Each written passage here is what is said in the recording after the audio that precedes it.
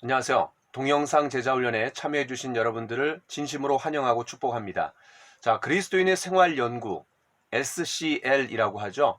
자, 우리가 그리스도인의 생활연구 제1권, 1권의 제목이 뭐냐면 그리스도 안에 있는 새 생명입니다. 자, 제1권은 세 과로 구성이 되어 있는데 제1과가 예수님은 누구십니까? 제2과는 예수님께서 하신 일.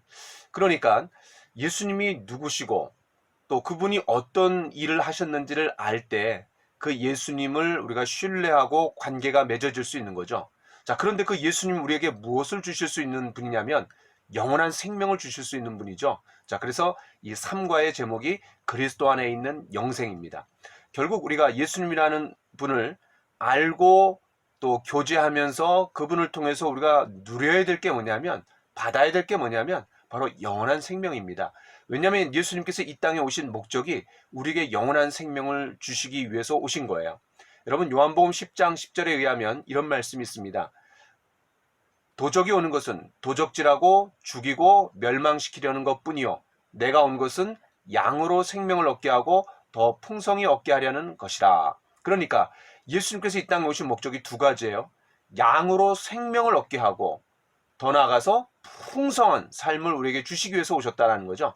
양은 누굽니까? 바로 우리는 다 양 같아서 그릇 행하여 각기 제 갈 길로 갔거늘, 바로 모든 죄인을 양에다가 비유할 수 있습니다. 그런데 그 양떼들에게 무엇을 주기 위해서 오셨다라고요? 예, 생명을 주시기 위해서 양으로 생명을 얻게 하고 또 풍성히 얻게 하려는 것이니라.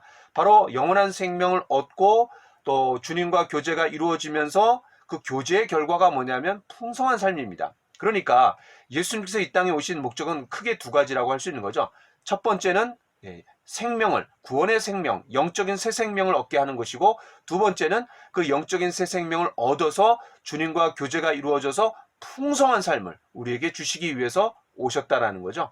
자, 그래서 이제 이 1권이 지향하는 목표는 예수님이 누구시냐, 또 예수님께서 무슨 일을 하셨느냐, 1과 2과를 통해서 궁극적으로는 이 3과가 가장 중요합니다. 바로 그 예수님을 신뢰하고 그 예수님을 받아들여서 영원한 생명을 얻으라는 거죠.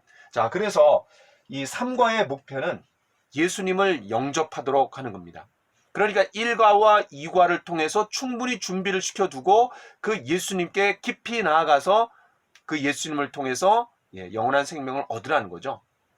자, 그러면 이미 구원을 받은 사람에게는 어떤 목표가 있냐면은 그 구원을 확신하도록 도와주는 것이 바로 이 3과의 목표입니다. 자, 그래서 구원받지 못한 사람에게는 예수님을 영접하고 구원받을 수 있도록, 그리고 이미 구원받은 사람에게는 그 구원을 확신하도록 도와주는 것이 이 3과의 목표입니다. 자, 그러면 우리 이제 본격적으로 한번 시작해 보죠. 자, 지난 시간에 했던 내용을 잠시 간단하게 한번 요약해 보겠습니다. 예수님이 누구십니까? 제1과의 토픽이었죠. 예수님이 어떤 분이시죠? 두 가지로 말할 수 있습니다. 예수님은 완전한 인간이시면서 동시에 완전한 하나님이셨다라는 거죠. 자, 그럼 제2과, 예수님께서 하신 일이 뭐예요? 크게 세 가지입니다. 죽으심, 부활하심, 승천하심. 그런데 죽으심도 나를 위한 것이고, 부활하심도 나를 위한 것이고, 심지어 승천하심도 바로 나를 위한 것이었다는 거죠. 자, 그런 사실들을 우리가 좀 살펴봤습니다.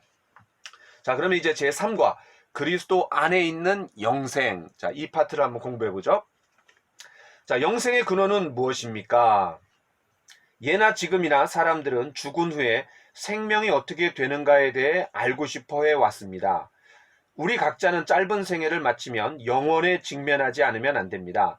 영생이란 무엇입니까? 그리고 누가 그것을 소유할 수 있습니까? 또 사람이 어떻게 그것을 확신할 수 있습니까? 성경은 우리에게 그 해답을 주고 있습니다.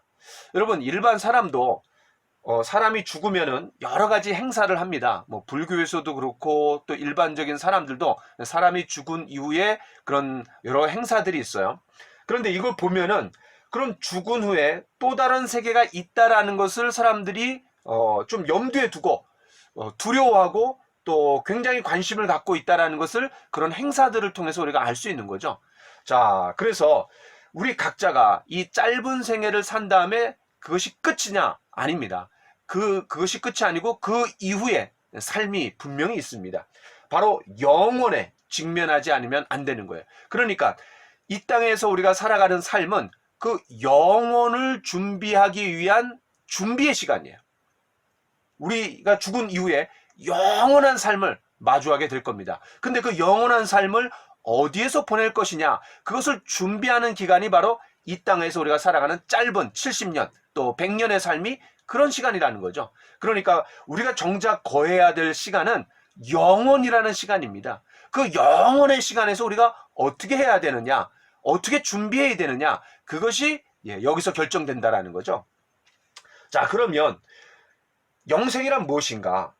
그리고 그것을 누가 소유할 수 있는가? 그리고 그것을 어떻게 확신할 수 있는가? 이런 질문은 굉장히 중요한 질문이라는 거죠.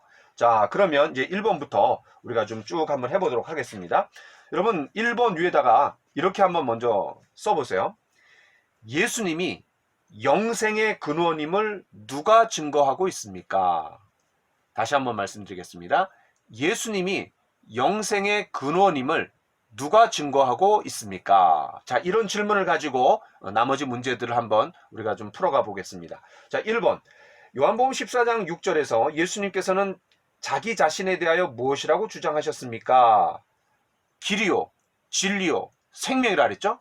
자, 그런데 예수님이 길이요라고 얘기할 때 우리말 성경에서는 이 길이라는 것을 명확하게 성경이 의도하는 것을 이해하기가 참 힘들어요. 자, 길은 영어로 하면 way입니다. way. 그런데 이게 a way가 될 수도 있고 the way가 될 수도 있어요. 여러분, 뭐 우리가 중학교 때 다 영어를 배우셨기 때문에 이 정도는 제가 설명해 드리면 아마 금방 이해하실 거예요. 자, A를 쓰면은 a way 이러면은 여러 길 중에 하나입니다. 그런데 the way 그러면 어떻게 돼요? 유일한 길이 되는 거예요.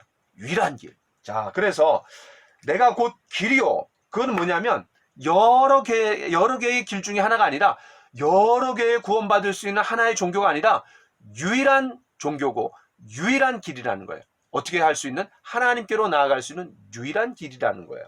자, 그래서 길과 진리요 생명이다. 그 다음에 2번. 하나님께로 가는 길이 많이 있다라는 생각에 대해 예수님은 어떻게 말씀하셨습니까? 사람들이 그런 질문 많이 하죠. 아니, 그 기독교만 뭐 유일한 종교입니까? 산이 있는데 일로 가는 방법도 있고 일로 가는 방법도 있고 이렇게 시작하는 방법도 이렇게 시작하는 방법도 있고 결국은 정상에만 도착하면 되는 거 아닙니까? 이렇게 얘기하는 사람이 많고요. 또 하나는 자, 여기 이제 서울이 있습니다. 여기 이제 부산이 있죠. 자, 부산에서 서울로 갈 수 있는 방법이 아니 도보로 걸어서 갈 수도 있고 또 차량을 통해서 갈 수도 있고 또 KTX, 그죠? KTX를 통해서 갈 수 있고 또 비행기를 통해서도 갈 수 있고 그러니까 부산에서 서울까지 아니 갈 수 있는 여러 가지 방법이 있는데 그런 거와 똑같이 왜 기독교만 유일한 구원의 종교냐? 왜 기독교만 하나님께서 구원받을 수 있는 유일한 종교라고 지정해 놓으셨냐? 뭐 사람들이 그냥 이거는 뭐 반대하는 사람이 너무 많은 거예요. 아니 뭐로 가나? 정상에만 가면 되는 거 아니냐? 그런데요. 이런 얘기들이 잘 부합이 되려면 뭐가 전제돼야 되냐면 1번, 2번, 3번, 4번 뭐 여러 곳에서 출발은 할 수 있습니다. 그런데 그런 얘기를 하려면 1번이든 2번이든 3번이든 4번이든 어떤 길이든 어느 길을 선택하든 정상에만 가면 되지 않느냐 이런 얘기를 하려면은 반드시 정상에 가본 사람만 얘기를 할 수 있습니다. 3번으로 갔을 때 정상에 가본 거, 4번으로 갔을 때 정상으로 가본 거, 그 다음에 1번에서 출발했을 때 정상에 도착해 봐야지 그런 얘기를 할 수 있는 거예요. 아니 1번으로 출발해갖고 가다가 1루 빠지든지 2번으로 출발해갖고 이렇게 다시 온다든지 아니면 4번으로 가고 뺑글뺑글 돈다든지 아니면 3번으로 돌아가다가 결국 1루 샌다든지 이러면 아무 의미가 없는 거예요. 반드시 정상에 가본 사람만 그런 얘기를 할 수 있는 겁니다. 마찬가지입니다. 부산에서 서울까지 가는데 도보로 가든 차량으로 가든 KTX로 가든 비행기로 가든 다양한 수단을 선택할 수는 있지만 반드시 그 수단을 통해서 서울로 가본 사람만 그 얘기를 할 수 있는 거예요. 그런데 이 땅에 어떤 사람도 하나님께로 가본 적이 없습니다. 다시 말해서 정상에 가보지 않았기 때문에 이 논리가 되게 맞는 것처럼 들리지만 상당히 틀린 말이 되는 거예요. 그런데 이 땅에 오셔갖고 이 땅에 사시면서 이 땅에서 죽으셔갖고 하나님께로 간 자는 오로지 예수 그리스도밖에 없습니다. 때문에 그 예수님만이 나를 통해서 아버지께로 갈 수가 있다라고 유일하게 말씀하실 수 있는 거예요. 그러면 다른 종교들은 뭐예요? 예를 들어서 불교도 있고 또 유교도 있고 또 이슬람교도 있고 뭐 조로아스터교도 있고 뭐 다양한 종교가 있어요. 그런데 이제 불교와 이슬람교, 그 다음에 기독교 뭐 이런 것들은 세계 3대 종교라고 얘기하잖아요. 자, 그런데 이런 종교들은 또 이 종교의 창시자들이 굉장히 탁월합니다. 근데 이런 종교의 창시자들이 하는 일이 뭐예요? 인간이 풀 수 없는 몇 가지 문제들이 있어요. 죽음의 문제, 그 다음에 악의 문제, 고통의 문제입니다. 이 문제를 해결할 수 없기 때문에 이거에 대해서 심각하게 고민하고 갈등하고 그러다가 뭔가를 나름대로 터득한 사람들을 집단화하고 이론화한 게 뭐냐면 종교입니다. 다시 한번 얘기합니다. 인간이 해결할 수 없는 어떤 문제들이 있어요. 근데 그런 문제들을 해결하기 위해서 일단의 사람들이 그 골머리를 그냥 모으고 또 갈등하고 고민하면서 뭔가 나름대로 터득한 게 있어요. 그것을 이론화하고 집단화한 게 종교입니다. 그런데 문제는 뭐냐면 여기에 나름대로의 진리들이 있어요. 그리고 나름대로 선한 것이 있습니다. 그런데 문제는 뭐냐면 모두 다 그 종교의 창시자들이 죄 가운데 죽었다라는 거죠. 바로 죄의 싹신 사망이요. 죄 문제를 근본적으로 해결하지 못했다라는 거예요. 그러니까 이 다른 종교는 인간적인 해결책이고 바로 기독교만이 하나님께서 우리에게 알려주신 계시, 다시 말해서 구원받을 수 있는 유일한 계시로서 예수 그리스도를 우리에게 보내주셨다라는 거예요. 자, 이거를 좀 더 이제 그림으로 나타내서 표현하면은 자, 이렇게 있습니다. 여기 인간이에요. 자, 여기 이제 하나님이에요. 자, 이게 불교예요. 이거 이슬람교예요. 이거 유교예요. 그러니까 다 인간 편에서 시작한 거예요. 그런데 기독교는 그렇게 인간 스스로 하나님 앞으로 나올 수 없기 때문에 하나님 편에서 우리 인간들에게 구원의 방법을 알려주는 거예요. 아주 쉽게 얘기하면 이런 겁니다. 운동장이 있는데 거기 개미들이 놀고 있어요. 근데 이 개미들이 노는 거 보면 참 재밌어요. 왔다 갔다 하면서 뭔가를 열심히 움직여요. 그리고 이 개미들은 집을 짓는데 이제 집이 어떻게 되어 있냐면 이런 식으로 고운 흙을 여기다가 모래를 그냥 잔뜩 갖다 놔요. 그리고 이제 구멍이 있는 거죠. 이렇게 해갖고 뭐 집들이 이제 다 연결되어 있는 거죠. 이렇게. 그렇죠. 여기 땅 속이죠. 자, 그런데 그 운동장에 개미들이 그냥 바글바글 거리면서 놀고 있어요. 근데 한 6개월 후에 그 운동장을 가로질러 갖고 지하철이 뚫린다라는 거예요. 자, 그러면은 그 개미들하고 신기하게 보면서 즐기면서 놀았던 사람이 너무나 가슴이 아픈 거예요. 그래갖고 이제 그 소식을 듣자마자 개미들한테 가갖고 뭐라 그러냐면 개미야 여기 6개월 후에 지하철이 뚫린대. 너희들 그냥 다 죽어. 집이 다 망가져. 그러니까 빨리 도망가야 돼. 아무리 얘기해보세요. 이 개미들은 꿈쩍도 하지 않습니다. 자, 그러면 그 문제를 해결하기 위해서 다시 말해서 그 개미들이 안전하게 피신 가도록 하게 만들려면 어떻게 됩니까? 둘 중에 하나입니다. 첫 번째는 개미들이 내가 되든지 사람이 되든지 아니면 사람이 개미가 되든지 그래서 알려주는 거죠. 서로 의사소통이 전혀 안 되니까. 자, 그런데 개미가 인간이 될 수 있는 방법은 이건 없는 겁니다. 그냥 개미는 그냥 그 본능에 의한 동물이잖아요. 그런데 만물의 영장이라고 하는 인간은 어쩌면 과학기술 문명의 발달로 개미가 될 수도 있습니다.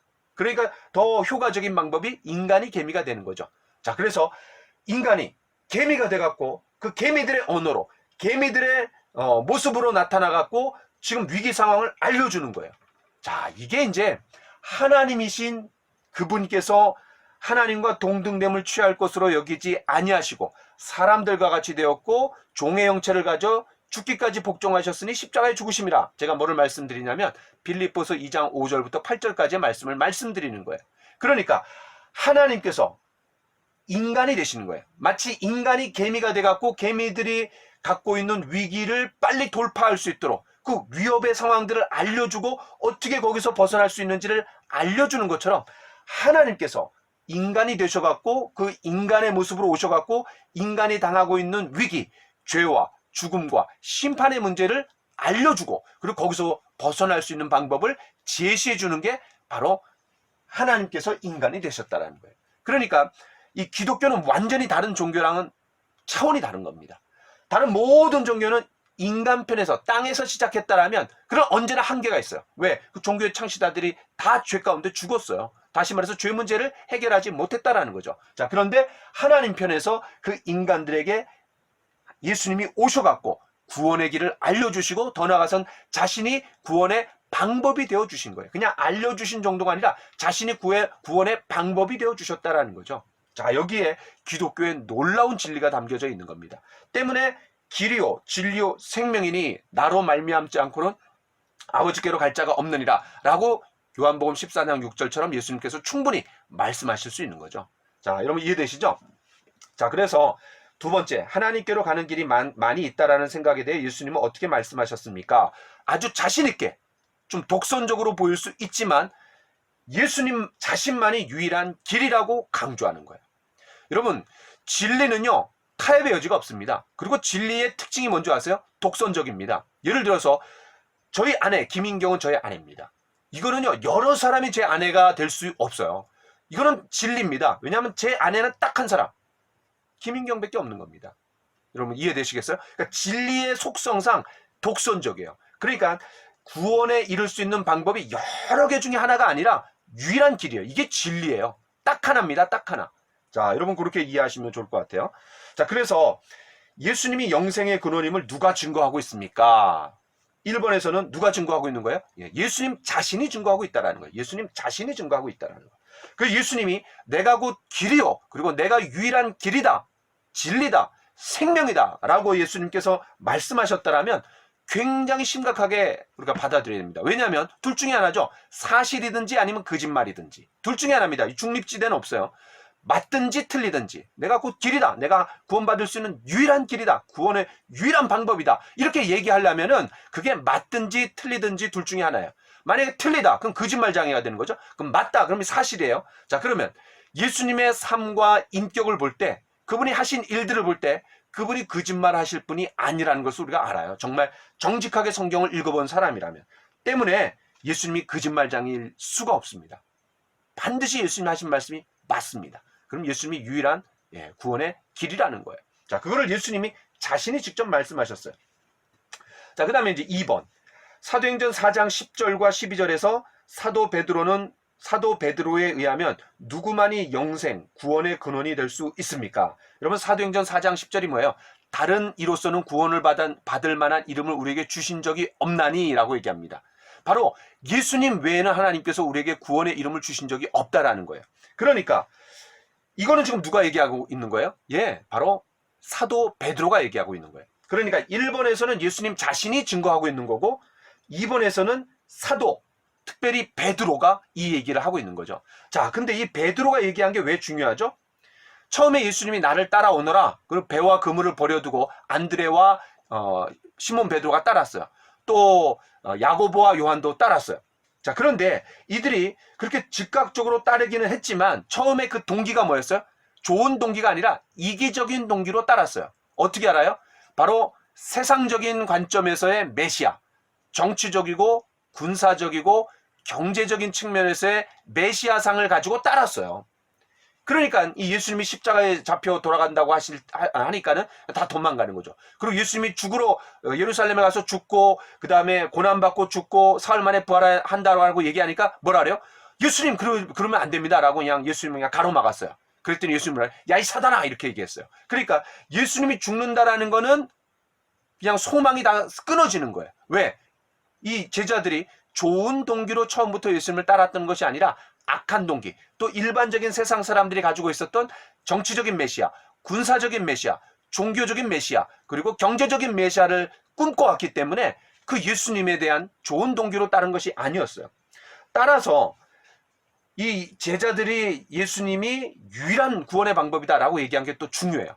또 하나는 이 베드로 같은 경우에 또 3번씩이나 부인했어요, 예수님을. 때문에 더 나아가서는 저주하기도 했어요. 바로 이런 사람의 증거이기 때문에 우리가 더 신뢰가 가는 거죠. 왜? 부활하신 예수님을 직접 만나고 구원받지 않았다라면 어떻게 이렇게 얘기하겠어요? 이해되시죠? 자, 그래서 1번에서는 예수님 자신이 얘기한 거고, 그 다음에 2번에서는 사도들이 얘기했는데 특별히 누가 얘기했냐면 베드로가 얘기한 게 의미가 있다. 자, 여러분 그렇게 정리하시면 좋을 것 같습니다. 자, 3번에서는 누가 예수님의 그 영생의 근원이라고 누가 증거하고 있죠? 예, 3번에서는 이렇게 쓰시면 돼요. 믿는 자 안에 있는 증거예요. 믿는 자 안에 있는 증거. 무슨 말이냐? 3번, 그리스도를 믿는 자에게는 뭐가 있어요? 영생이 있고, 믿지 않는 자에게는 영생을 보지 못하고 도리어 하나님의 진노가 그 위에 머물러 있느니라. 이게 무슨 말이냐면 믿는 사람 안에 그 증거가 있다라는 거예요. 다시 말해서 믿는 사람은 영생에 대한 확신을 가지고 안정감을 가지고 또 담대하게 또 그런 확신과 함께 살아가요. 반대로 이런 영원한 생명을 누리지 못하는 사람들은 불안해하면서 살아갑니다. 그 증거가 뭐예요? 죽음에 대한 두려움입니다. 그러니까 이 불신자들은 이 죽음에 대한 매사의 두려움이 있기 때문에 불안해해요. 또 왜 그런 두려움을 가지고 살아갈 수밖에 없어요? 하나님의 생명에서 떠나 있기 때문에 자연스럽게 생길 수 있는 불안입니다. 아기가 있어요. 그런데 엄마와 손을 꼭 잡고 가면은 뭐 안정감이 있고 뭐 룰루랄라 그냥 기뻐하면서 그냥 가죠. 근데 엄마와 손이 떨어지는 순간 굉장히 불안해합니다. 염려하게 됩니다. 근심이 있게 돼요. 마찬가지입니다. 하나님의 생명에서 근본적으로 떠나 있기 때문에 불안해하는 거예요.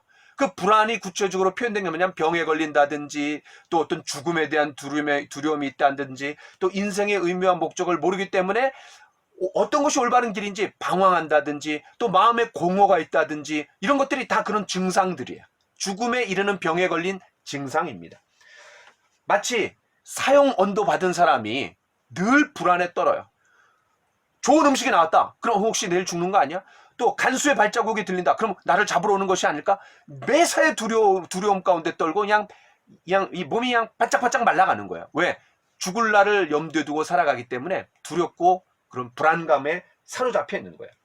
그리고 문소리가 들린다. 그럼 그냥 혹시 나를 나오라 그래갖고 나를 사형장으로 끌고 가는 거 아닐까? 그냥 아주 그냥 뭐 매사에 그냥 마음이 그냥 콕닥콕닥 뛰는 거죠. 자, 그것처럼 이 땅에 살아가고 있는 많은 사람들이 죽음에 대한 두려움을 깊이 가지고 있습니다. 자, 그것이 뭐냐? 바로 영원한 생명을 누리지 못하기 때문에 갖는 불안감이죠. 반면에 예수님을 마음속에 구세주와 주님으로 모셔드린 사람은 우리가 몸을 가지고 있기 때문에 죽음에 대한 반사적으로 두려운 마음이 있지만 그러나 근원적으로 우리가 영원한 생명을 누릴 수 있는 확신이 있기 때문에 우리가 그런 불안감이 근본적으로 있지는 않습니다. 잠시 주춤할 수는 있어요. 그러나 근본적으로 우리는 죽었다가 다시 살아난다라는 확신과 담대함을 가지고 살아가는 것이 바로 그리스도인의 삶이죠. 그래서 이 그리스도인들이 제일 무서운 사람들이에요. 왜냐하면 죽기 살기로 그냥 달려드는 거예요. 그리고 죽음을 두려워하지 않고 달려드니까 제일 무서운 사람들이 바로 그런 사람들 아니에요. 그죠? 죽음을 두려워하지 않고 그냥 뭐 달려드는 사람, 그거 어떻게 이겨요? 그렇죠? 바로 그리스도인들이 그런 삶을 살았다라는 거죠. 특별히 그런 대박해 시대에 히브리서 11장에 보면은 뭐 칼로 죽고 창으로 죽고 톱으로 죽고 가죽이 벗겨지고 뭐 이런 여러 가지 그냥 박해가 있지만 그럼에도 불구하고 그들이 믿음을 놓치지 않았던 이유가 뭐냐? 순교할 수 있었던 그런 힘이 어디 있느냐? 바로 영원한 생명에 대한 확신이 있는 거죠. 그래서 믿는 자 안에 이미 증거가 있다라는 거예요. 믿는 자와 믿지 않는 자 확연하게 구분이 됩니다. 정말 정상적으로 예수님을 영접했다라면요. 자, 그 다음에 이제 4번. 요한복음 17장 3절에서 예수님께서는 영생에 대해 어떻게 말씀하셨습니까? 자, 4번에서 누가 증거하고 있는 거예요? 예수님이 또 증거하고 있는 거예요. 자, 근데 요한복음 14장 3절이 어떤 말씀이에요?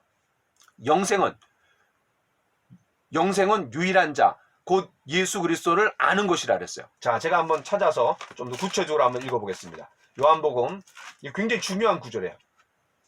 요한복음 17장 3절. 자, 제가 한번 읽어보겠습니다.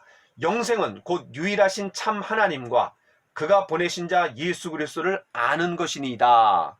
여러분, 영생하면 우리가 쉽게 정의를 내릴 수 있는 게 뭐냐면 오래 사는 겁니다. 또 영원히 사는 겁니다. 그런데 영생을 예수님 그렇게 정의를 내리시지 않고 뭐라고 정의를 내렸냐면 유일하신 참 하나님과 그가 보내신 자 예수 그리스도를 아는 것이라 그랬어요. 아는 것. 야, 영생이 뭐냐? 영생. 아는 거예요. 아는 거. 그러니까 이 영생을 길이의 측면에서 정의를 내린 것이 아니라 관계의 측면에서 정의를 내리고 있는 거예요. 자, 무슨 말이냐면 영생은 그냥 죽을 때까지, 아니 죽음이 없이 영원히 사는 게 영생이지만, 그러나 그 영원한 생명이라는 게, 예를 들어서 내가 병에 걸린 상태에서 영원히 산다. 야, 이건 영생이 아닙니다. 축복이 아닙니다. 이건 저주입니다. 그리고 내가 점점 늙어가요. 그런데 80, 90 그냥 다 죽어가요. 그런데 생명이 연장이 됐어. 야, 그래갖고 죽지 않아요. 이거는 축복이 아닙니다. 이건 저주입니다. 아무리 오래 살면 뭐예요? 질적인 그런 길이의 측면이 아니라, 그런 양적인 측면이 아니라 질적인 측면에서도 그런 그 영원한 생명을 우리가 누리면서 살아가야지 그게 정말 영생이잖아요. 그러니까 이 영생은 뭐냐? 영원히 사는 거지만 누구랑 영원히 사느냐가 중요한 거죠. 여러분, 지옥에 가는 사람도 영생합니다. 그렇죠? 예, 지옥에 가는 사람은 영원한 존재입니다. 죽지 않아요. 다만 우리가 지옥에서 영혼을 보내느냐 아니면 천국에서 영혼을 보내느냐가 차이가 있는 거죠. 그러면 지옥은 어떤 곳입니까? 하나님이 계시지 않은 곳이 지옥입니다. 내 주 예수 모신 곳이 그 어디나 하늘나라. 그렇죠. 우리가 찬양에서도 그 영생의 정의를 너무나 잘 내리고 있는 거예요. 내 주 예수 모신 곳이 그 어디나 하늘나라라는 거예요. 지금 내가 예수님과 함께 동행하고 있다면 그곳이 천국입니다. 천국이 내 마음속에 이미 이루어진 거예요. 그러나 시작이 됐지만 완성이 된 것은 아직 아니죠. 왜냐하면 아직 마귀가 역사하고 있고, 또 나의 육신이 있고, 또 내 안에 죄성이 있기 때문에 제한적인 그런 축복을 누릴 수밖에 없지만, 그러나 예수님이 내 안에 계실 때, 예수님과 함께 동행할 때 그 어떤 곳이나 하늘나라, 그러니까 천국을 우리가 누릴 수 있는 거죠. 그게 이제 완성되는 거는 이제 주님이 재림하셔갖고 우리가 영원한 천국, 주님께서 예비해 놓으신 곳으로 우리를 완전히 옮겨주셨을 때, 그때 이제 이 천국을 완전히 누리게 되겠죠. 자, 그래서 이 영생에 대해서 예수님이 어떻게 말씀하셨느냐? 바로 아는 거다. 그럼 안다라는 게 뭐야? 우리가 안다라는 거. 자, 안다라는 거. 여러분, 2 더하기 3 뭐죠? 5죠? 자, 이거는 2 더하기 3, 5 끝입니다. 그걸로. 더 이상 알 필요가 없어요. 자, 그런데 여러분, 미국의 대통령이 누구죠? 트럼프죠. 요새 뭐 그냥 백인 흑인 갈등 때문에 굉장히 문제가 많아요. 자, 그러면 미국의 대통령이 트럼프다. 모르는 사람 거의 없습니다. 그러면 트럼프는 저를 압니까? 트럼프는 여러분을 아세요? 이게 바로 성경에서 안다라는 말입니다. 무슨 말이냐면, 여기서 안다, 이 말은 이 성경이 쓰여진 원어로는 뭐냐면 기노스코라는 말입니다. 기노스코. 자, 기노스코라는 말이 무슨 말이냐면 알다, 경험하다, 계속해서 알아나가다, 이런 말이에요. 이거는 어떤 알을 말하냐면, 제가 하나의 예를 들면 딱 압니다. 바로 제가 제 아내를 안다라고 얘기하는 거예요. 제 아내를 안다. 이건 깊은 의미가 담겨 있는 거죠. 여러분들이 여러분의 남편과 아내를 안다. 그럴 때 뭐예요? 그거는 관계를 통해서 아는 거고, 더 깊이 알아나가는 거고, 아직도 다 몰라요. 계속해서 알아나가는 알을 바로 여기서 영생은 유일하신 참 하나님과 그가 보내신 자 예수 그리스도를 아는 것이다. 그러니까 영생은 언제 얻을 수 있냐면, 죽어서 얻는 것이 아니라 이미 예수님을 영접할 때 그 예수님과의 관계가 맺어지고, 그 예수님이 내 안에 들어오실 때 이미 영생을 내가 누리는 거예요.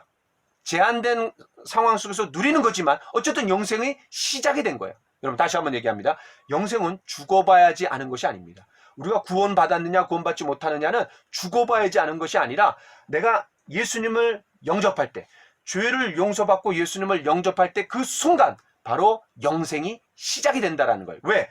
이 예수님이 내리신 정의에 의하면 아는 거라고 그랬잖아요. 그 안다라는 게 뭐예요? 예수님과 관계가 맺어지고 계속해서 알아나가고 경험하는 게 바로 안다라는 거예요.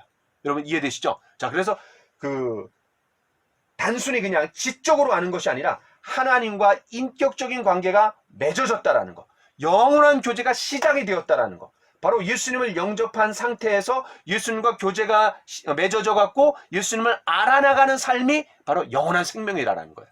여러분, 이 4번은 너무너무 중요합니다. 그럼 별표를 한번 3개 정도 해놓으세요. 영생은 길이의 측면일 뿐만 아니라 관계의 측면에서 예수님이 정의를 내리신 거고, 바로 이 안다라는 말은 관계를 맺다, 더 깊이 알아나가다 라는 의미가 담겨 있다는 거. 그래서 영생은 죽어봐야지 우리가 알 수 있는 것이 아니라, 이미 영생은 예수님을 영접하고 죄를 용서받고 예수님을 영접하는 순간 영생이 이미 시작되었고 이미 우리에게 주어졌다 라는 사실을 여러분 놓치시면 안 됩니다. 자, 그래서 5번. 예수 그리스도에 의해 새 생명을 얻지 못한 모든 사람들의 상태는 어떻습니까? 자, 에베소서 2장 1절 너무나 중요하니까 제가 한번 찾아서 읽어보겠습니다. 에베소서 2장 1절입니다. 신약성경 에베소서 2장 1절. 자, 에베소서 2장 1절 제가 읽습니다. 그는 허물과 죄로 죽었던 너희를 살리셨도다. 자, 이 바울 사도가 에베소에 있는 성도들, 그 에베소는 이방인들이었어요. 근데 그 이방인들에게 가갖고 복음을 전해갖고 이제 거기에 예수님을 믿는 사람들이 모여갖고 교회가 이루어졌는데 그 에베소 교회에게 편지를 쓰면서 뭐라 하냐면 그는, 여기서 그는 누구예요? 예수님은 허물과 죄로 죽었던, 그러니까 너희가 과거에 죽었다라는 거예요. 죽었던 너희를 살리셨도다. 근데 허물과 죄로, 여기서 허물은 뭐냐면 우리가 인간의 몸을 갖고 있기 때문에 어쩔 수 없이 지을 수밖에 없는 죄들, 그 죄성하고 연관되는 거예요. 그 다음에 죄는 뭐냐면 우리가 자범죄를 말하는 거예요. 의도적으로 의지가 동반된 죄를 말하는 거예요. 그러니까 우리의 죄성 때문에도 죽었고 우리의 자범죄, 스스로 의도적으로 하나님의 법을 깨트려서 짓는 그런 내 행위가 들어간, 그 의지가 들어간 그 죄 때문에도 죽었다라는 거예요. 자, 여기에 이제 아주 깊은 의미가 담겨 있습니다. 이 말은 모든 이 세상에 있는 사람들이 어떤 상태에 있다는 거죠? 바로 영적으로 죽어 있는 상태라는 거죠. 영적으로 죽어 있는 상태. 바로 이 영적으로 죽어 있다는 건 뭐예요? 하나님의 영이 떠나 있는 상태라는 거예요. 하나님의 영이 떠나 있는 상태. 자, 성경에서 여러분, 성경에서 죽음을 세 가지로 얘기할 수 있습니다. 세 가지로. 자, 성경이 말하는 죽음. 자, 창세기 2장 17절에 의하면 선악을 알게 하는 나무의 열매를 먹는 자마다 반드시 죽는다 그랬어요. 반드시 죽어요. 그런데 아담과 하와가 그걸 먹었어요. 근데 죽었나요? 안 죽었어요. 아니, 거짓말이죠. 어느 날 저희 평화가 어렸을 때요. 이제 성경을 안 읽으면 잠을 못 잤어요. 그러니까 이제 성경을 꼭꼭 잠을 자는데 어느 날 이제 창세기 1장, 2장, 3장을 읽더니 저한테 이러는 거예요. 아빠, 나 이제 성경을 못 믿겠어. 안 읽을 거야. 왜 그러냐 그랬더니 죽는다 그랬는데 안 죽었잖아. 그 성경 거짓말이야. 이렇게 얘기하는 거예요. 야, 그래갖고 제가 너무 깜짝 놀란 적이 있어요. 자, 그런데 실제로 아담과 하와가 죽기는커녕 930살까지 잘 먹고 잘 살다가 그냥 순풍순풍 잘 날다가 그렇게 이제 나중에 죽었어요. 그러면 뭐냐 이거예요. 반드시 죽는다라는 게 뭐냐? 봐, 세 가지가 있어요. 첫 번째, 영적인 죽음이야.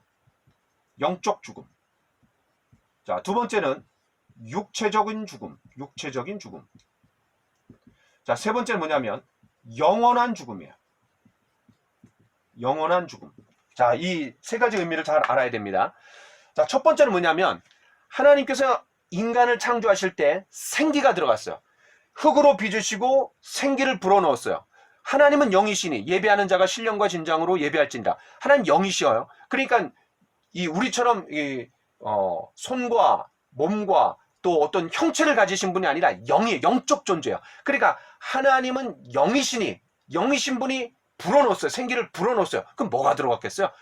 영이 들어가는 거죠. 영이. 바로 그 영이 뭐냐? 성령이에요. 그러니까 흙에다가 영을 불어넣었어요. 하나님의 성령이 들어가는 거예요. 그래갖고 인간이 되는 거예요. 그런데 아담과 하와가 범죄하는 순간 하나님의 영이 떠나는 거예요. 그래서 육체만 남는 거예요. 그리고 혼만 남는 거예요. 야, 그러니까 이 영적인 죽음은 뭐냐면 하나님의 영이 떠나는 거예요. 그러면 영적으로 구원받았다라는 말이 뭐예요? 바로 성령이 우리 안에 들어오시는 게 바로 성령의 내주라. 예수님께서 요한복음 3장에 니고데모한테 뭐라 그래요?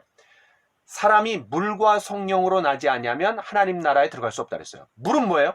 우리 죄를 깨끗이 씻는 거예요. 왜냐하면 물은 우리가 더러운 부분을 씻어주는 역할을 하잖아요. 그 다음에 그렇게 더럽게 죄가 씻어졌기 때문에 누가 들어올 수 있어요? 거룩한 영이신 성령이 우리 안에 들어오실 수 있는 거죠. 그래서 물과 성령으로 나지 아니하면 하나님 나라에 들어갈 수 없다. 하나님 나라를 볼 수 없다. 이렇게 말씀하신 게 바로 그런 의미입니다. 성령이 다시 들어오셔야 돼요. 성령이 다시 들어오셔야 돼요.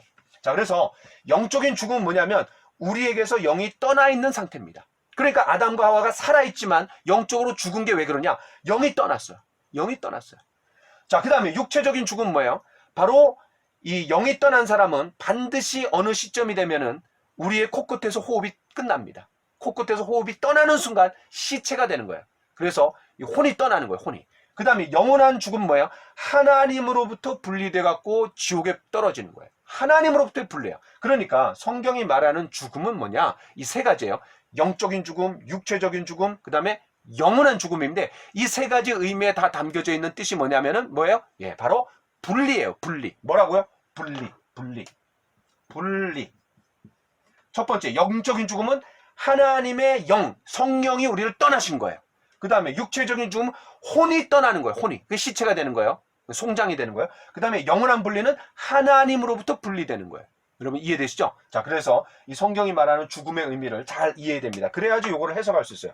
그는 허물과 죄로 죽었던 너희를 살리셨도다. 그러니까 예수 믿지 않고 죄를 용서받지 않고 영원한 생명을 얻지 못한 모든 사람은 영적으로 이미 죽어 있는 거예요. 그런 사람들은 반드시 어떻게 돼요? 육체적으로 죽게 돼 있어요. 근데 그런 사람들도 나중에 어떻게 해요? 영원한 죽음에 이르게 되는 거죠. 이해되시죠?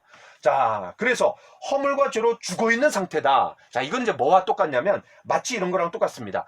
여러분 우리가 뒷동산에 갔어요. 이제 요새는 그러면 안 되지만 옛날에는 뒷동산에 갔는데 아주 예쁜 꽃이 있어요. 그래갖고 제가 이 예쁜 꽃을 집에 그 조그만 유리병에다가 화병에다가 넣어야 되겠다. 그래갖고 이제 꺾고 왔어요. 그래갖고 이제 이 꽃병에다가 탁 꽂았어요. 그랬더니 그 다음날 보니까 아주 너무 활짝 피는 거예요. 또 그 다음날 보니까 더 활짝 펴요. 향기까지만 너무 진동을 해. 그런데 일주일이 되면 어떻게 될까요? 꽃이 시들어갖고 냄새나고 썩습니다. 자, 이게 뭐냐면 그 꽃을 뒷동산에서 꺾는 순간 어떻게 되는 거예요? 이미 죽은 겁니다. 이미 죽은 거예요. 왜? 생명의 근원에서 이미 이 뿌리에서 생명의 줄기에서 끊어졌잖아요. 그 이미 죽은 거예요. 그런데 일시적으로 더 활짝 피어서 향기까지 나는 것처럼 보일 뿐이지 이게 이미 죽어 있는 거예요. 죽음을 향해서 한 발자국 한 발자국 가는 게 그 꽃의 인생이에요. 자, 그러니까 제가 뭐를 말씀드리냐면 꽃이 꽃병에 꽂혀 있다고 해갖고 살아있는 게 아니라는 거죠. 인간들이 다 잘 먹고 잘 살아가고 있어요. 심지어는 예수 믿지 않고 교회 다니지 않는 사람도 더 잘 먹고 더 잘 살아요. 더 건강하게, 더 뭐 떵떵거리며 살아요. 그런데 그게 다 살아있는 게 아니라는 거죠. 마치 꽃병에 꽃이 꽂혀 있다고 해서 살아있는 꽃이 아닌 것처럼 우리 눈앞에 살아가고 있는 사람들이 살아있다고 해갖고 살아있는 게 아니에요. 다 죽어 있는 거죠. 어떤 죽음에? 영적으로 죽어 있다라는 거죠. 자, 그래서 5번 옆에는 이렇게 쓰시면 좋을 것 같아요. 예수님을 떠난 우리의 상태. 예수님을 떠난 우리의 상태가 뭐냐? 죽어 있다라는 거예요. 영적으로 죽어 있다라는 거예요. 자, 그래서 여러분 꽃병의 꽃예화 이거를 잘 여러분 써놓으면 좋을 것 같아요. 육적인 생명이 있다고 해갖고 생명이 있는 걸로 봐서는 안 된다라는 거. 그건 너무 저차원적인 거예요. 적어도 하나님께서 처음 의도하신 인간은 그런 저차원이 아니라 바로 영원한 생명을 가지고 하나님과 교제하면서 영원한 삶을 누릴 수 있도록 만들어 놓으신 게 인간입니다. 여러분 그거를 잘 기억해 두시면 좋을 것 같아요. 자, 그래서 거기 읽어보겠습니다. 모든 사람이 죄를 범했기 때문에 모든 사람이 영적인 죽음과 하나님으로부터 영원히 떨어지는 죄의 값을 받게 되었습니다. 예수 그리스도로부터 영생을 얻지 못한 사람들은 현세의 하나님으로부터 떨어져 있을 뿐만 아니라 영원히 떨어지게 됩니다. 자, 여러분 잘 이해되셨죠? 자, 그 다음 6번. 사도 바울이 강조해서 전한 두 가지가 있는데 그것은 무엇입니까? 하나님께 대한 회개와 예수 그리스도에 대한 믿음이죠. 자, 어떻게 영생을 얻느냐? 바로 두 가지입니다. 회개와 믿음으로 영원한 생명을 얻는 거죠. 자, 수학 공식이 있다라면 이렇게 쓸 수 있겠죠? 자, 어떻게 쓰냐면 회개, 그 다음에 믿음, 이퀄 뭐예요? 영생, 구원, 또 중생, 하나님의 자녀, 칭의, 뭐 여러 가지로 표현할 수 있는 다 똑같은 말입니다. 자, 회개와 믿음으로 우리가 구원받는 거예요. 회개는 뭡니까? 돌이키는 겁니다. 내가 구원의 방법이라고 생각했던 내 주먹, 불교, 아니면 어떤 쾌락, 아니면 지식, 아니면 타종교 이런 것들에게서 돌아서는 거예요. 돌아서 갖고 믿음이 뭐예요? 바로 나의 구원을 위해서 예수님만 신뢰하는 게 바로 구원입니다. 다시 한번 얘기합니다.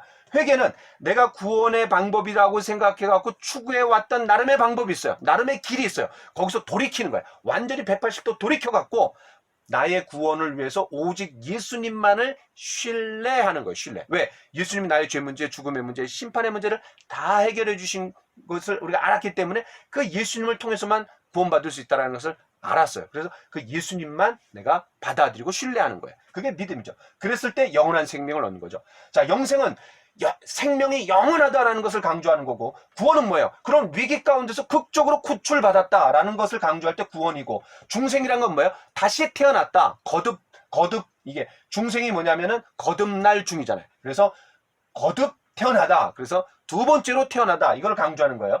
땅에서 태어난 것이 아니라, 엄마 뱃속에서 태어난 것이 아니라 하늘로부터 태어났다. 성령이 내 안에 들어오셔서 태어났다라는 걸 강조하는 게 중생이죠. 그 다음에 하나님의 자녀가 되었다. 이건 뭐예요? 바로 내가 죄의 자녀였는데, 마귀의 자녀였는데 하나님께서 나를 양자로 삼아주셨다. 당신의 자녀로 양자로 삼아주셨다. 바로 그 하나님의 자녀가 되는 권세와 특권을 얘기할 때 하나님의 자녀라는 표현을 쓰는 거죠. 그 다음에 양자라는 건 뭐예요? 네, 바로 예수님을 통해서 나를 양자로 삼아주셨다. 마치 무비보셋이 있는데, 그 무비보셋이 다윗 입장에서는 정적이에요. 그런데 요나단하고 맺은 언약 때문에 왕의 상에서 먹을 수 있는 특권을 주고 왕자 중 하나로 역임을 받은 거죠. 다시 말해서 양자로 입적된 거랑 똑같은 거예요. 다윗의 그런 가족으로 입적이 된 게 양자로 받아들여진 거랑 거의 뭐 똑같은 거죠. 여러분 쉽게 이해하면 그렇게 이해하시면 됩니다. 그럼 칭의는 뭐예요?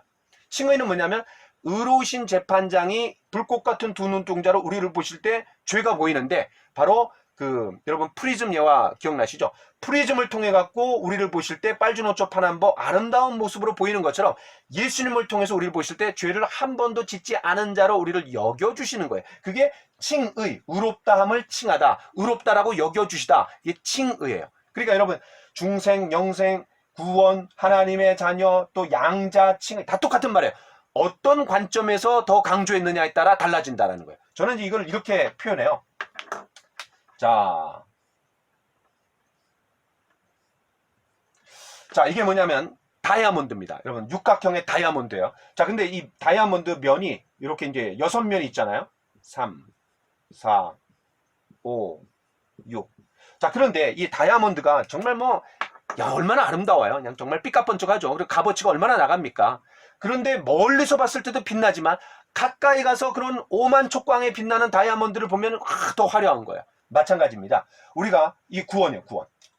구원이라는 다이아몬드를 향해서 가까이 가서, 멀리서도 우리가 너무나 좋지만 가까이 가서 보면은 1번이 뭐냐면 중생이에요.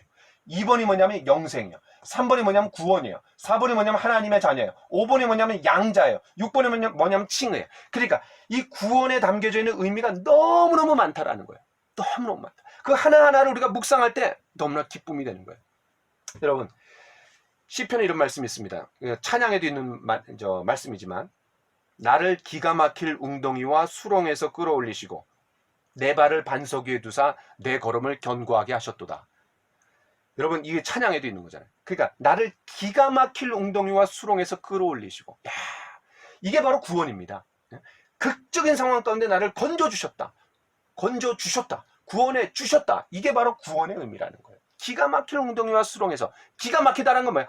그냥 상상할 수 없는 그런 위기와 어려움 속에서 나를 다 구출해 주셨다라는 의미가 바로 구원이라는 의미예요. 그러니까 하나하나 우리가 묵상해 보면, 우리가 받은 구원이 굉장히 놀라운 겁니다. 자, 그런데 그 구원을 위해서 어떻게 되냐? 첫 번째는 회개해야 된다. 두 번째는 어떻게 돼요? 믿어야 된다. 여러분, 돌이켰어요. 그 다음에 돌이킨 다음에 엉뚱한 방향으로 가는 건 아무 의미가 없어요. 돌이킨 다음에 나의 구원을 위해서 유일하게 예수 그리스도만을 신뢰하는 것, 이게 바로 믿음의 의미입니다. 그래서 믿음은 맹목적인 믿음도 있어요. 예를 들면 2차 세계대전 때 독일 사람들이 나치당을, 그냥 히틀러를 그냥 맹목적으로 따랐어요. 그래, 그건 잘못된 믿음이죠. 그래서 저는 이 믿음이란 말을 더 좋은 말로 뭐라면 신뢰라고 좀 바꾸고 싶습니다.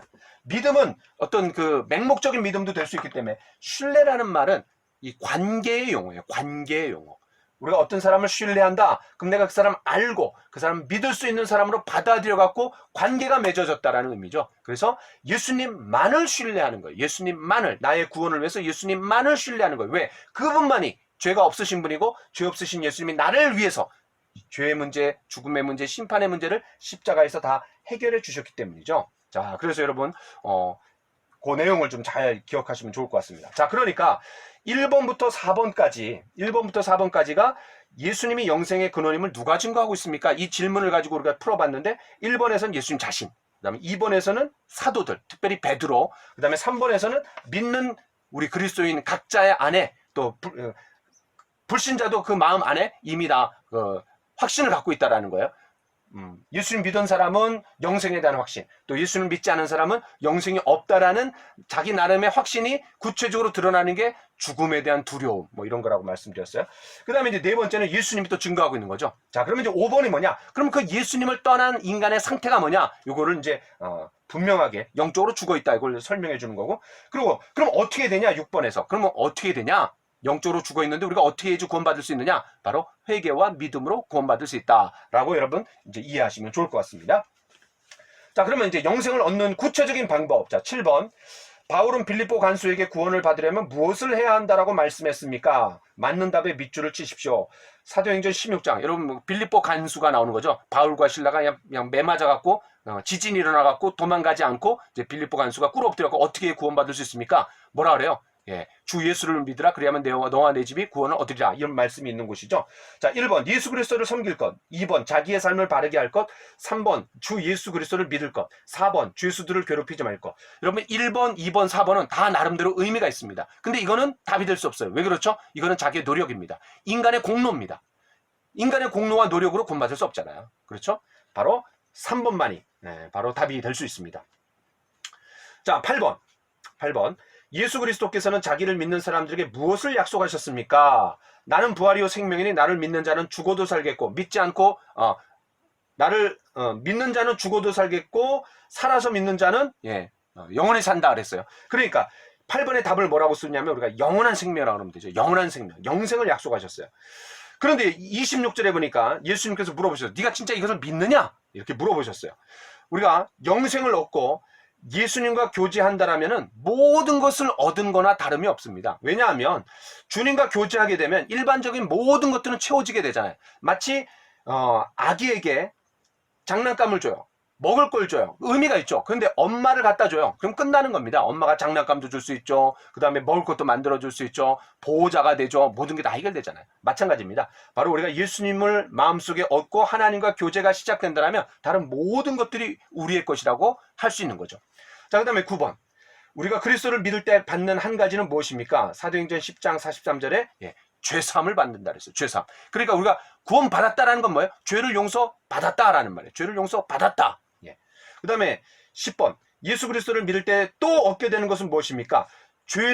죄사함을 받을 뿐만 아니라 뭐라 그러냐면 거룩하게 된 무리 가운데서 기업을 얻는다라는 거예요. 기업. 여기서 말하는 기업은 회사가 아니라 이 땅에 살면서 부모가 가지고 있는 것들을 내가 동시에 누릴 수 있잖아요. 예를 들어서 집에 냉장고에 먹을 게 있어요. 그 누가 먹을 수 있어요? 우리 자식들이 먹을 수 있는 거죠. 근데 옆집에 있는 철수가 와서 영희가 와서 마음대로 그냥 냉장고 열어갖고 지 마음대로 먹고 이러면 큰일 나는 거죠. 이건 말이 안 되는 거예요. 바로 그 부모가 이루어 놓은 것들을 이 땅에서 누리는 게 기업이고, 그 다음에 유산은 뭐냐면 부모가 죽은 후에 이제 누리게 되는 게 유산이잖아요. 그래서 거룩하게 된 무리 가운데 기업이 있게 된다. 이건 뭐냐면 하나님 나라에 속한 모든 것들을 내가 누릴 수 있게 된다라는, 누릴 수 있게 된다. 그래서 죄를 용서받을 뿐만 아니라 하나님의 것들을 나의 것으로 누릴 수 있는 거죠. 예를 들면 어떤 것이에요? 기도응답을 누릴 수 있는 거고, 또 승리의 삶을 누릴 수 있는 거고, 또 죄를 용서받는 그런 사죄도 계속해서 누릴 수 있는 거죠. 죄를 지을 때마다. 또 뭐가 있을까요? 다른 그리스도인들과의 교제를 통해서 얻는 어떤 지지와 인정과 격려와 위로, 이런 것도 우리가 누릴 수 있는 거죠. 또 마귀로부터 승리하는 삶도 우리가 누릴 수, 하여튼 뭐 너무 많습니다. 심지어는 돈도 하나님 주십니다. 필요하면 우리에게 돈도 주시는 거예요. 자, 그래서 죄사함뿐만 아니라 기업을 누리게 된다. 여러분, 세상에서 유산을 얻기 위해서, 기업을 얻기 위해서 얼마나 치열합니까? 그리고 그냥 돈이 조금 있는 사람들은 서로 그냥 치고받고 그냥 다투면서 서로 죽이기도 하고 살리기도 하고 난리법석이에요. 그런데 우리가 이 땅에서 하나님의 유산, 하나님의 기업을 누릴 수 있는 것은 누구나 믿음으로 다 누릴 수가 있습니다. 얼마나 큰 축복입니까? 서로 그냥 싸울 필요도 없는 거예요. 지지고받고 그냥 그렇게 싸울 필요도 없는 거예요. 자, 그 다음 구원을 받게 하는 믿음은, 여기서 중요한 말이 구원을 받게 하는 믿음, 이게 중요한 말입니다. 그 밑줄 치세요. 구원을 받게 하는 믿음. 구원을 받게 하는 믿음은 예수 그리스도에 관한 사실을 단순히 동의하는 데서 그치는, 동의도 지적으로는 동의해야 돼요. 먼저 지적으로 알아야 되는 거죠. 예수님이 나를 왜 죽었구나. 내가 하나님 앞에 죄인이구나. 내 스스로 죄 문제를 해결할 수 없구나. 내가 지옥 갈 수밖에 없구나. 이거 알아야 됩니다. 먼저 알아야지 그 문제에 대한 문제 제기가 되고 그 문제를 해결하기 위한 방법들을 찾게 되고 그러면서 다른 것들이 안 되고 아 예수님만이 구원의 방법이구나 라고 하면서 예수님을 신뢰하게 되는 거죠. 자, 먼저는 동의하고 더 나아가서 죄를 돌이키고 구원을 위해서 주님만 의지하는 것입니다. 신뢰한다라는 거죠. 당신은 강을 건너는 다리가 안전하다라는 사실을 알고 있어도 머릿속으로 알고 있어요. 아, 저 다리를 통해서 건너가면 안전하다. 예를 들면 이런 거랑 똑같아요. 나야가라 폭포가 있어요. 한쪽 끝에서 한쪽 끝. 한쪽 끝은 미국이고 한쪽 끝은 캐나다예요. 굉장히 넓어요. 제가 가봤어요. 근데 거기다가 줄을 연결해갖고 왔다 갔다 하는 사람이 있어요. 왔다 갔다 하는 사람. 근데 사람들한테 물어봅니다. 여러분, 제가 여기서부터 여기까지 갈 수 있다고 믿습니까? 좀 사람 박수 치고 그냥 환영해요. 왜냐면 많이 봤기 때문에. 그러면 당신 내 등에 한번 엎여 보십시오. 내가 정말 여기서 저기까지 갈 수 있다라고 분명히 믿는다라면 내 등에 한번 엎여 보십시오. 라고 얘기하면은 여러분 그냥 어떻게 하겠어요? 굉장히 그냥 망설이겠죠? 또 그렇게 믿는 거라. 머릿속으로 믿는 거라. 실제 내가 그것을 신뢰하고 그 사람 등에 엎이는 거랑은 또 다른 차원이잖아요. 똑같습니다. 이 다리를 건너가면 안전하다고 생각하지만 중요한 거는 그 다리를 신뢰하면서 직접 걸어가야 되는 거죠. 그래서 지적으로 동의할 뿐만 아니라 확실히 그 다리를 내가 믿고 신뢰한다라는 표시로 건너가 봐야 되는 거예요. 자, 그게 바로 믿음이라는 거예요. 자, 그래서 당신은 강을 건너는 다리가 안전하다라는 사실을 알고 있어도 만약 당신이 그 다리를 걸어가지 않고 당신의 생명을 거기에 맡기지 않는다면, 여기 맡기다, 신뢰하다, 구원을 위해서 예수님한테만 의지하다, 맡기다, 그 다리를 진정으로 믿고 있는 것이 아닙니다라는 거죠. 하나 더 예를 들어보겠습니다. 여러분들이 지금 한 20층 되는 호텔에 15층에 투숙해 있어요. 거기서 이제 잘 쉬고 있는데 갑자기 밑에서 뻥 하더니 이 폭발이 일어나갖고 불길이 밑에서부터 위로 그냥 막 치솟아요. 그러니까 내려갈 수가 없어요. 야, 그러니까 사람들이 위로 막 올라가겠죠. 그런데 위에서 이 구초를 받을 수 있는 건 한계가 있고 불이 막 확 막 몰려오고 있어요. 근데 갑자기 삐용삐용 하면서 소방차들이 막 와요. 그러더니 15층 되는 그 높이까지 이 소방차의 사다리가 그냥 촉촉촉촉 올라왔어. 이야, 그래갖고 그 사다리가 올라와갖고 누구나 이 사다리를 믿고 타고 내려가면 사는 건데 그 사다리가 올라왔다는 것만으로 구원받은 건 아니잖아요. 너무 감격스럽겠죠. 기쁘겠죠. 그런데 그거를 신뢰하고 내가 그 사다리를 붙잡고 내려와야 돼요. 그럴 때 진짜 구원이 있는 거죠. 똑같습니다. 자, 그 다음에 이제 예수 그리스도를 개인의 구주로 믿는다라는 것은 당신의 영원한 운명을 온전히 누구에게만 맡긴다라는 거예요? 바로 예수 그리스도에게만 맡긴다라는 거예요. 그것을 의미합니다. 당신이 그렇게 할 때 하나님의 용서를 받게 되며 모든 죄에 대한 형벌에서 구원을 받으며 영생을 얻게 됩니다. 자, 11번. 요한복음 1장 12절로 13절에 보면 예수님의 이름을 믿는다라는 것은 곧 그리스도를 어떻게 한다라는 거예요? 영접하는 자, 곧 그 이름을 믿는 자들. 뒤에 있는 믿음이라는 말이 앞에 있는 뭐와 똑같아요? 영접이란 말하고 똑같은 거죠. 그러니까 곧 그리스도를 영접하는 것과 같으며 그 결과 하나님의 자녀가 됩니다. 자, 거기다 별표 3개 하세요. 자, 그럼 믿음이 뭐라는 거예요? 영접이라는 거죠. 믿음 이퀄 영접이에요. 믿음. 그러니까 내가 예수님 믿는다라는 건 머릿속으로만 믿는 것이 아니라 그 예수님을 구체적으로 내 구세주와 주님으로 내 마음속에 모셔드리는 거예요. 받아들이는 거예요. 가장 귀한 분으로 모셔드리는 거예요. 우리가 영접하다, 그럼 아무 때나 쓰는 말이 아니잖아요. 국가에 귀빈이 온다. 그러면 청와대에다가 모시는데 그 청와대에 귀빈을 모시는 곳을 뭐라 하면 영빈관이라 해요. 영빈관. 우리가 손님이 귀한 분이 오세요. 그러면 엄마가 야, 얘야 나가갖고 그 귀한 분을 잘 우리 집 찾아 들어오실 수 있도록 네가 미리 나가 있어라. 그게 뭐야? 영접하는 거예요. 영접. 귀한 분으로 모셔드리는 거예요. 자, 그래서 믿지 않는 것은 예수님을 문 바깥에 두는 거고 문 바깥에서 두드리시니까 문을 열어서 그 예수님을 내 마음속에 모셔드리는 게 영접이지 그냥 예수님 문 두드리시는 거 듣는 거는 믿는 게 아니에요. 자, 그 다음에 12번 요한일서 5장 11, 12절에 의하면 어떤 사람이 영생을 가지고 있습니까? 아들이 있는 자에게는 생명이 있고 그랬어요. 아들이 있는 자에게는 생명이 있고. 자, 이 아들이 있는 자에게는 생명이 있고 라고 이제 했을 때 우리말에는 잘 이게 표시가 안 되는데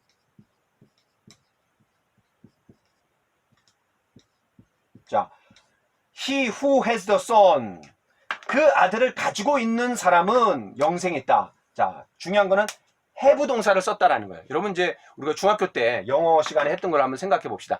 I have a pen 하면 뭐예요? 나는 펜을 가지고 있다. 그때 have 동사를 써요. 그래서 have나 has를 쓰는데 바로 이거는 가지고 있다, 소유하다라는 의미예요. 그래서 아들이 있는 자에게는 이 말이 뭐냐? 아들을 소유하고 있는 자에게는 이란 말하고 똑같습니다. 다시 말해서 소유한다는 건 뭐예요?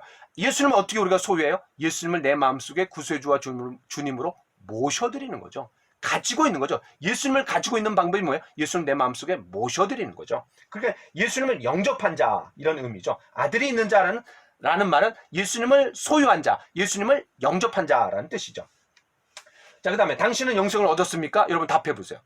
당신 영생을 얻었습니까? 그 말은 뭐예요? 죄를 용서받고 예수님을 마음속에 구세주와 주님으로 영접한 적이 있느냐라는 거예요. 영접한 적이 있느냐? 방언을 했느냐? 아니면 뭐 교회를 오랫동안 다녔느냐? 아니면 직분을 받았느냐? 뭐 헌금을 했느냐? 이런 게 그런 의미가 아니라 예수님을 내 구세주와 주님으로 내 구원만을 위해서 예수님만을 의지하고 신뢰한 적이 있느냐? 영접한 적이 있느냐라고 물어보는 겁니다. 여러분 각자가 대답하시면 돼요. 나중에 이제 우리가 함께 모임할 때 질문하겠습니다. 만일 영생을 얻었다면 그것을 어떻게 알 수 있습니까? 여러분 어떻게 알 수 있어요? 예, 하나님의 말씀을 통해서 알 수 있는 거죠. 경험도 중요합니다. 그런데 그 경험은 우리의 구원을 확신할 수 있는 근거가 될 수 없어요. 분명한 근거는 영원히 우리의 확실한 증거가 되는 게 뭐냐면 하나님의 말씀입니다. 예를 들어서 63층 빌딩이 있다고 해봅시다. 근데 제가 어떤 사람한테 이렇게 얘기했어요. 저 빌딩 내 거라고. 그 사람들이 웃죠. 목사가 무슨 돈이 있냐고. 저걸 누가 그 대한생명 아니면 하나생명이 갖고 있는 거지. 아니 내 거라고. 그런데 빡빡 우겼어요. 근데 안 믿어. 그럼 어떻게 해요? 이 집문서를 바로 그 빌딩에 대한 문서를 딱 보여주는 겁니다. 그리고 여기에 내 이름이 딱 섞여 있어요. 내가 이걸 어제부로 내가 돈을 주고 샀다. 딱 찍혀 있어요. 그럼 누가 뭐라 그럴 거예요? 똑같습니다. 바로 그 집문서와 똑같은 게 뭐냐? 바로 성경 말씀이에요. 성경 말씀. 영접하는 자, 곧 그 이름을 믿는 자들에게는 하나님의 자녀가 되는 권세를 주셨으니, 과거로 얘기했어요. 영접했을 때 내가 진짜 예수님을 진심으로 영접했다라면 구원을 얻었다라는 거예요. 하나님의 자녀가 되었다라는 거죠. 또 하나, 여러분 성경에 이제 이런 말씀이 있어요.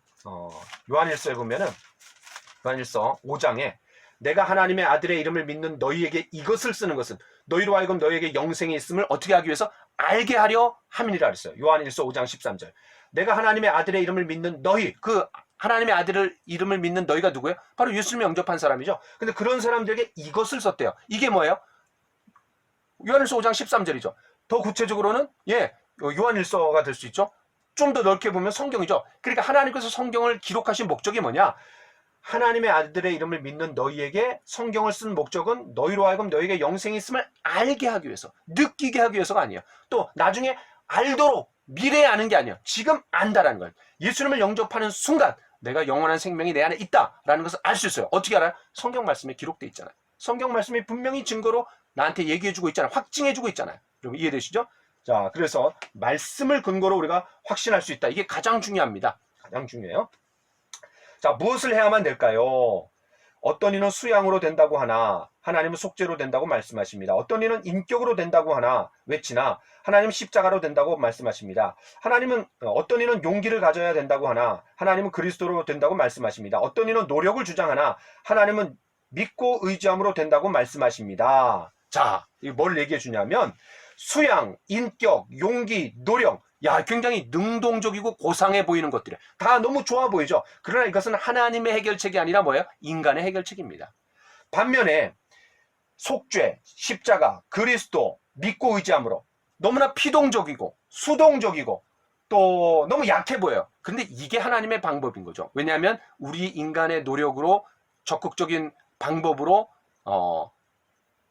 우리가 구원받을 수 없어요.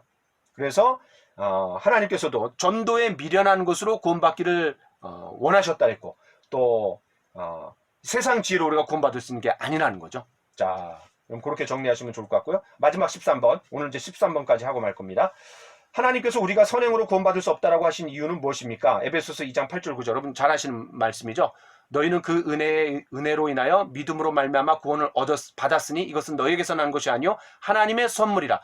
행위에서 난 것이 아니니 이는 누구든지 자랑치 못하게 함이라. 자, 왜 선행으로 구원받을 수 없어요? 예, 자랑할 수 없게 만든 거죠. 만약에 선행으로 구원받을 수 있다 그러면 천국에 가서 다 뭐 하고 있어요? 자랑하는 거죠. 여러분 자랑하는 사람 꼴보기 싫잖아요. 재수 없잖아요. 그래서 천국은 자랑하는 곳이 아니라 나를 자랑하는 곳이 아니라 나를 구원해 주신 하나님을 높이고 하나님을 자랑하는 곳이 바로 천국이잖아요. 자, 그래서 자랑하도록 선물로 하나님 주신 이유가 뭐예요? 바로 하나님의 선물이기 때문에 누구도 자랑할 수 없고 하나님만 영광을 돌리고 하나님께만 하나님을 높이고 하나님만 찬양할 수 있는 게 바로 구원의 방법입니다. 자, 여기까지 오늘 하도록 하겠습니다. 감사합니다.